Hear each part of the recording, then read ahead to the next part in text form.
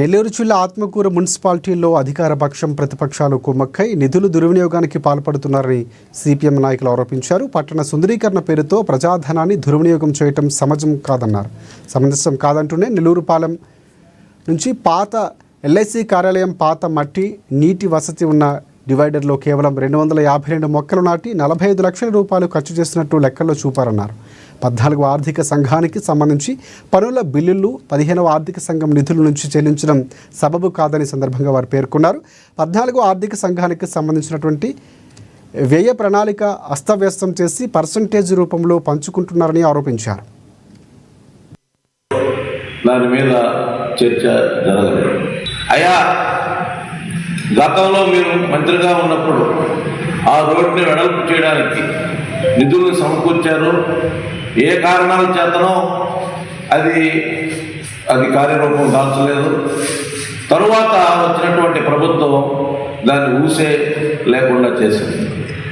ఇప్పుడు వాహనాలు పెరిగినాయి, రద్దీ పెరిగింది.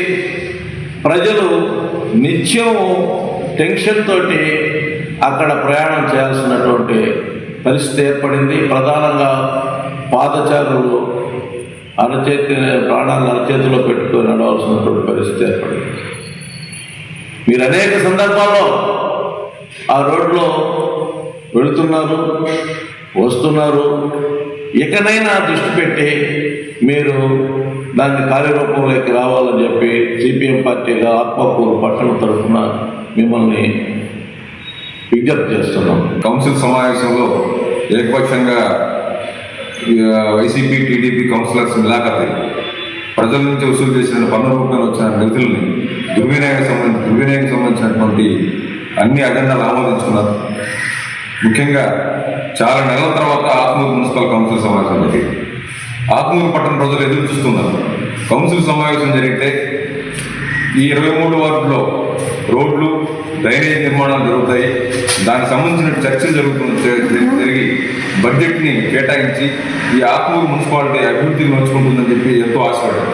కానీ నిన్న జరిగిన కౌన్సిల్ సమావేశంలో వాళ్ళ ఆశల మీద నీళ్లు జరుగుతూ వాళ్ళు కట్టిన పన్ను డబ్బుల్ని దుర్వినియోగం సంబంధించిన అజెండా మాత్రమే చెక్ చేయాలి. అందులో ముఖ్యంగా నెల్లూరు పాలెం నుంచి ఎల్ఐసి వరకు డివైడర్లలో చెట్లు నాటడం, గ్రీనరీ కోసం అని బ్యూటిఫికేషన్ అని చెప్పేసి 45 లక్షల రూపాయలు కేటాయించారు. అది జనరల్ ఫండ్ నుంచి. శ్రీకాకుళం జిల్లా పలాస కాశీబుగ్గ మున్సిపల్